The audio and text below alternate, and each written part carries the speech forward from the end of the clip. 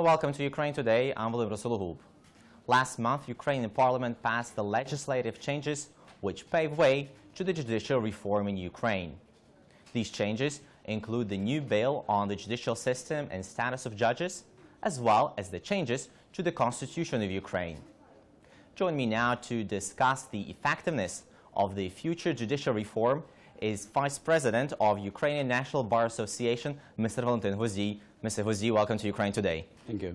So, Mr. Gvozdiy, Ukrainian government has kicked off the judicial reform. From your perspective as an attorney and as Vice President of the Bar Association, do you think this reform will be effective? Short, yes, I do. And optimistic. Yes, quite optimistic. We've been waiting for this reform for a long period of time, and finally we have biggest part of it, because this law is not a reform in whole. This is only part of this of the list of the bills which should be adopted in the nearest future by our parliament additionally. So basically this is the first step. This is a first step, big first step, which is really important. This is big because it regulates mostly judicial system by itself and status of judges, which is the main. But of course, additionally to this, we are waiting for another bills, such as new law about Constitutional Court of Ukraine. We're also waiting for the new law about High Council of Justice of Ukraine. And in the end of this reform, our presidential administration, the Council of Reforms, who is in charge of preparation of those documents, we're also waiting for a new version of the law about bar and practice of law. But in addition to that, we're also waiting already this autumn that our parliament will adopt new legislation, procedure codes, which means that we will have an instrument. Now we only have a frame having this law, but we don't have a real instrument which we can use every day in a courtroom. So, yeah, it looks like there's still a lot of changes, a lot of bills need to be passed, but can you explain to us, Mr. Gvozdiy, because the main problem with the judiciary were the corrupt judges. How will this reform help the judges become less corrupt or eradicate corruption at all? The idea, as far as I know, from people who are in charge of this reform, the idea to change everything, which is the idea of reform by itself, including to fight corruption, is to delete bad institutional memory from people's mind about old institutions, which means that we need not only to change the court system by itself, but we also have to change judicial system, the judges in judicial system by themselves. Judges should be changed. And this is the main idea of this reform. When you're, Mr. Gvozdiy, when you're saying that the judges need to be changed, what do you mean by that? Do you mean replacing all the judges altogether? This is not my words. I just repeated the words of Mr. Filato, who is the main ideologue of this reform. This is his position. If you're interested about position of myself, I think that not all of them should be replaced, because reform is not, to delete everything. Reform is to make something better than we have. And if we have something good, we have to preserve this. And if we have something bad or very bad, we have to kick this off from the plate. So reform should be not harmful for the state.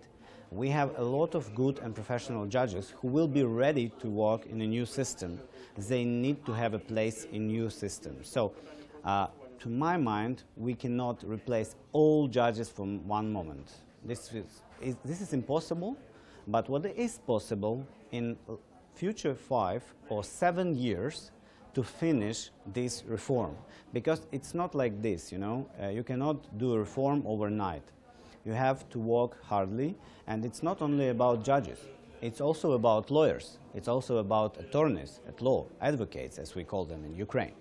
And we, as a National Bar Association, we stand in together with our government with the idea that we need reforms in judicial sectors badly, And we are ready to participate in all activity, to be involved in all activity, which means reforming this environment, because it's our environment. We need effective instrument to protect humans' rights in the court, to protect investors' rights in the court.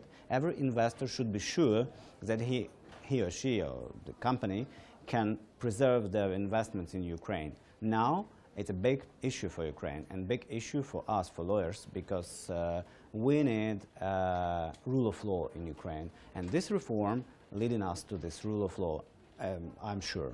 Mr. Gvozdiy, apart from being accused of corruption, the Ukrainian judiciary was being accused constantly of being under heavy influence, political influence. So basically, the judges were very dependent on the presidential administration, on other bodies, and let's be frank, quite often they were passing the decisions which they were being forced to pass. Will this reform eliminate this dependency on the judges, and will this reform stop this political pressure on the judges? Yes, of course, it will, and this law, the idea of this law, which has been passed, and by the way, yesterday was signed by the president, which means that law became in effect. The main idea was to remove as much as possible the power of the government, of parliament, of president from the issue of appointing judges and dismissal of judges. And new body, High Council of Justice, will be created on the basis of existence, Highest Council of Justice, but totally with new power, which will be in charge of qualification and disciplinary procedures against judges, which means that this body will be independent as much as it's possible, because it will contain from 21 persons, and it will be formed on the principle of quantity representation from the Bar Association, National Bar Association, 2 members from academia and scientists. 9 members will be appointed by judges themselves.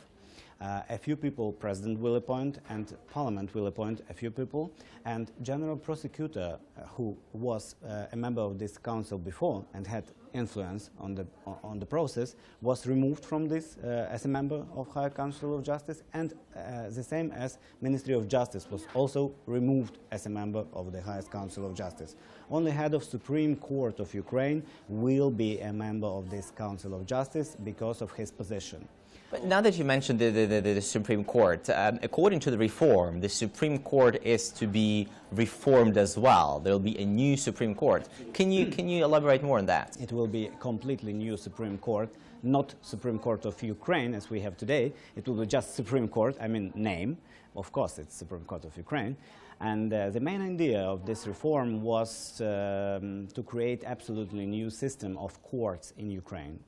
Right now, we have 4-level judicial system, which means that we have Court of First Instance, Court of Appeal, Cassation Court, and above everything, highest Supreme Court of Ukraine, which is not right, because we force people to go twice to cassation, which is not right to my mind. According to idea of judicial reform which was adopted, we will have 3-level judicial system, and Supreme Court will contain administrative, civil, criminal, and economical courts as its chambers instead of highest courts which we have today. And it will be completely refilled with new people.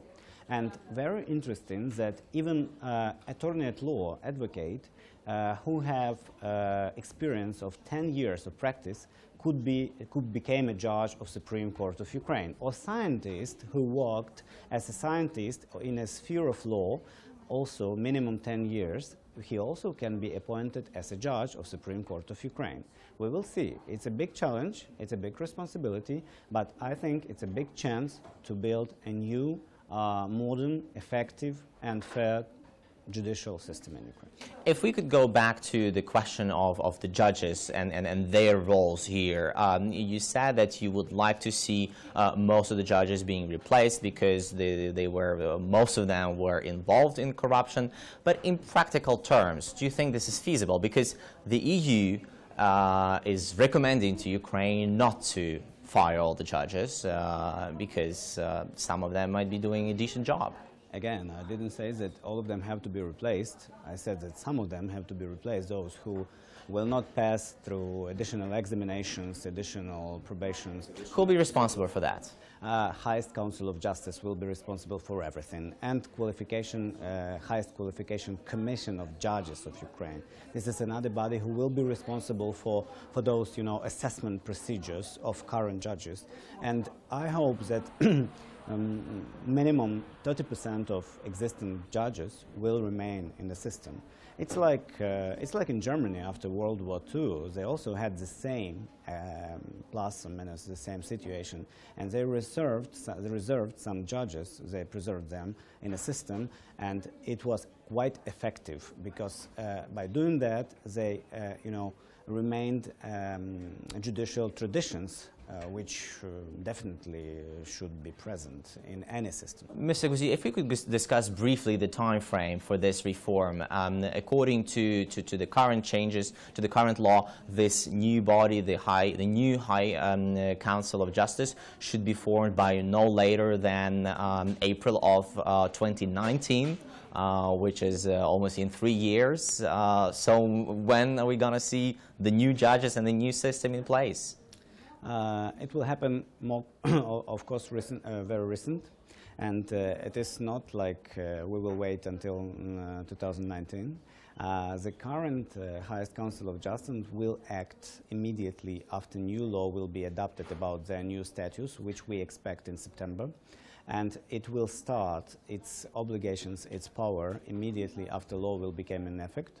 And the new Supreme Court of Ukraine will be formed on the beginning of next year, which is actually in 6 months, which is also very quickly. By the way, our current Supreme Court of Ukraine today went for vacation.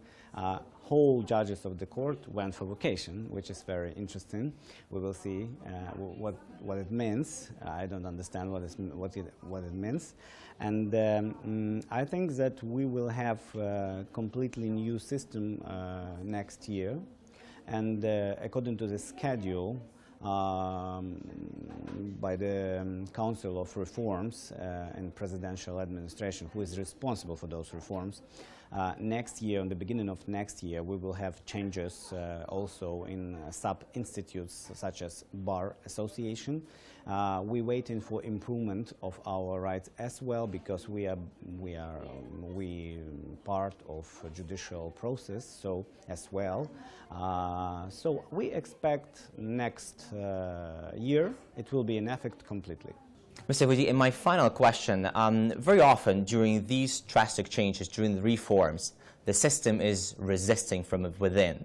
Basically, there are people who are inside the system who do not wish to see these changes. Do you see this resistance from the judiciary? Of course, this resistance exists, and it is a normal process. We just have to go through this process. It is impossible to skip it, because it's transition period, and we have to, we have to survive. We try our best to use current instruments, which we have. Instruments in the law, which we have, to achieve the best results for our client in any existence situation.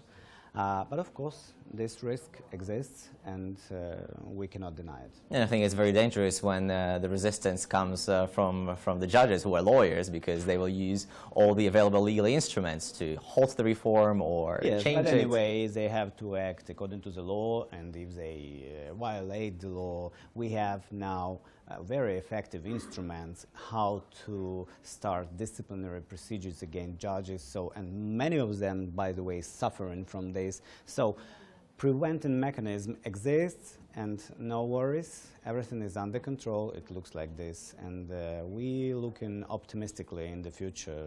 We need this reform, so we're ready to, even to maybe to suffer a little bit, but to have better results in the future. Yeah, it looks like indeed you are very optimistic. Mr. Gvozdiy, thank you very much for finding the time to discuss this important reform with us. We were discussing the new judicial reform which Ukrainian government has kicked off just recently, together with the Vice President of Ukrainian National Bar Association, Mr. Valentyn Gvozdiy. I'm Volodymyr Solohub. Thank you for watching Ukraine Today.